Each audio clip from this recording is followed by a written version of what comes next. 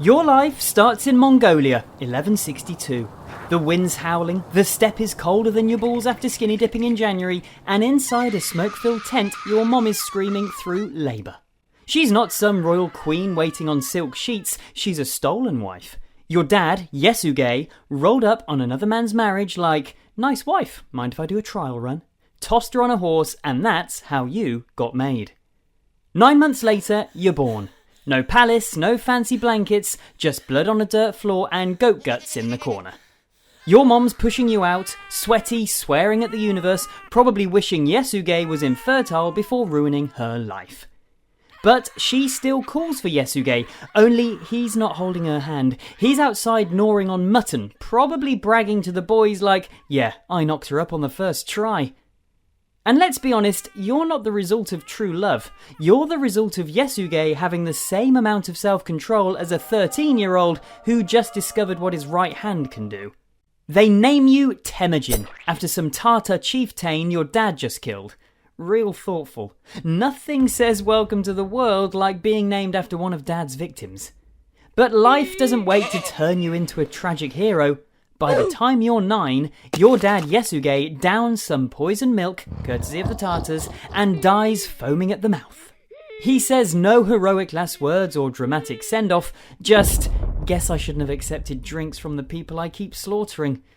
Normally, the clan would step up, help your mom, raise you into the next Khan. Instead, these clowns take one look at you, your widowed mom, and the screaming kids and go, yeah, hard pass. They bounce, leaving you stranded on the steppe. It's just you, your mom, and your siblings freezing to death. You have no food, no backup, basically the Mongol edition of figure it out. Dinner isn't lamb chops, it's roots, berries, and whatever carcass the wolves already slobbered on. Imagine your mom holding up a ribcage with half the meat gone like, alright kids, who's still hungry? Nights are brutal. Everyone's huddled in a drafty yurt that smells like sweat and bear piss, stomachs growling so loud it sounds like a dying orchestra. And when you're that hungry, your brain starts going feral. That's when the sibling drama kicks in.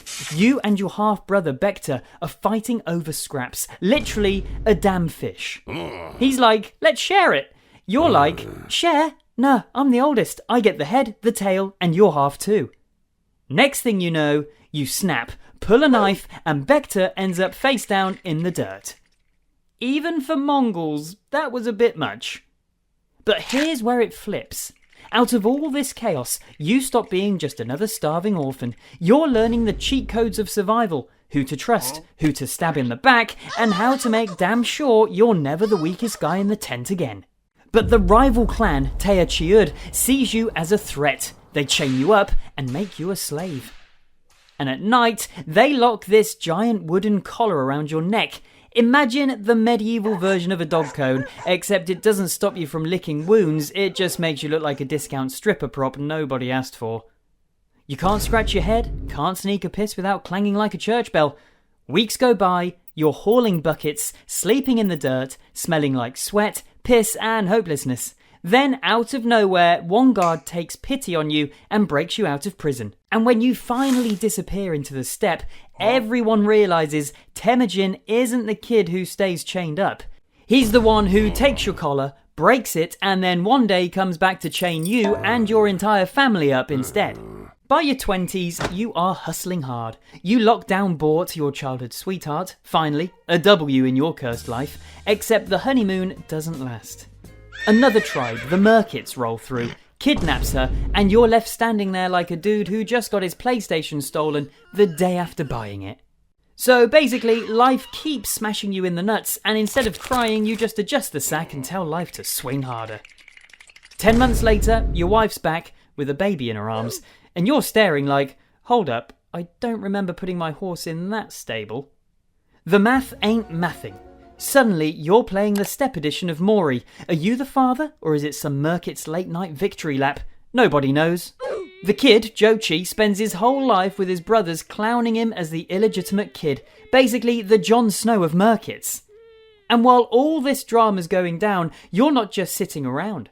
You start uniting clans, convincing people to follow you instead of their stuck-up nobles. Merit over birth, loyalty over bloodlines.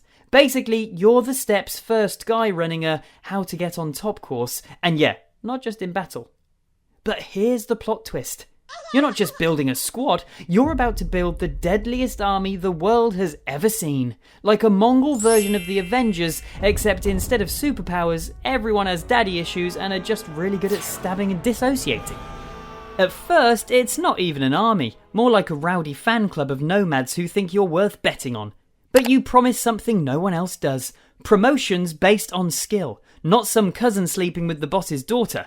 For Mongols, that's revolutionary. And right when things start clicking, here comes Jamuka, your childhood blood brother.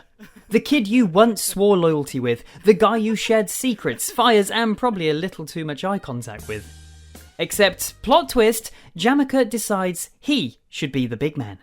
He's clinging to the old aristocrat system like it's his dad's crusty hand-me-down robe, while you're out here selling the dream of meritocracy. Basically, he's the boomer of the steppe. At first, it's civil. Then Jamuka goes full villain arc. He defeats you in battle, captures 70 of your men, and boils them alive. Literally drops them into a pot like he's making Mongol ramen. Extra protein, no seasoning. Even by Mongol standards, that's a bit much. Half his followers are like, yeah, I'm gonna go follow the other guy. So they ditch him, and just like that, you bounce back stronger because people start realising you're not just dangerous, you're the better option. The branding is tight. Forget CEO of Mongolia, you've just unlocked CEO of basically everything, including the land, loot, and half the bedrooms in Mongolia. So now you're Khan, and you've built the scariest army on earth. These aren't knights in shiny armour, these are dudes who live in the saddle, eat raw meat, and can ride for days without stopping. If they get thirsty, they don't cry for water, they cut a vein in their horse and sip it like a Capri-Sun. Yeah, that's Mongol hydration. Stab, suck, and keep moving. And your postal system puts even Amazon to shame. You've got couriers flying across the steppe on horseback, changing mounts every few miles, riding so hard they literally tie themselves to the saddle so they don't fall off mid-gallop. That's not overnight shipping, that's hope your balls survive the delivery. But your real flex isn't speed, it's fear. You're running the biggest psychological scam in history. The word spreads fast. Resist Genghis and your whole city gets Thanos snapped. Surrender and you might live long enough to regret it. So the second your dust cloud shows up on the horizon, half the town is already painting "Welcome Daddy Khan" banners just to avoid getting turned into fertilizer. And when intimidation isn't enough, you get creative. At one siege, you demanded 1,000 cats and 10,000 swallows, tied flaming bundles to their tails, and released them all into the city. Suddenly, every rooftop is on fire with birds dive-bombing chimneys and cats sprinting from building to building. It's chaos, it's brilliant, and it's also the dirtiest way anyone has ever said, "I lost to a flaming puss army." But here's the interesting part. You're building an empire so massive it'll stretch 11 million square miles. That's 2 Romas stacked on top of each other, missionary style, and you're still not finished. Once you've got the world's deadliest army, you decide to spice things up with your own legal code, the Yasa. Basically, steppe law and order, but written by a guy who thinks execution can solve all problems. And some laws are, let's just say, unnecessary. Like no bathing in rivers during thunderstorms. Why? Because apparently the lightning gods didn't want to see your soggy junk floating downstream. Another? Don't step on the threshold of a yurt. Do it and you're not grounded, you're dead. Mongol HOA rules were basically cross the line and we'll bury you with it. And executions, oh, you get creative. Mongols don't like spilling noble blood, so you find workarounds. Suffocation, backbreaking, even pouring molten silver into people's eyes and ears. But the violence doesn't stop at nobles. Take the city of 𝐘𝐿. After conquering that city, you tell every soldier to execute 24 civilians each. Quick math, that's over 1 million dead. Not even a war at that point, more like you turned murder into a daily step count. Congrats, soldier, you've hit 24 kills. Time to close your fitness ring.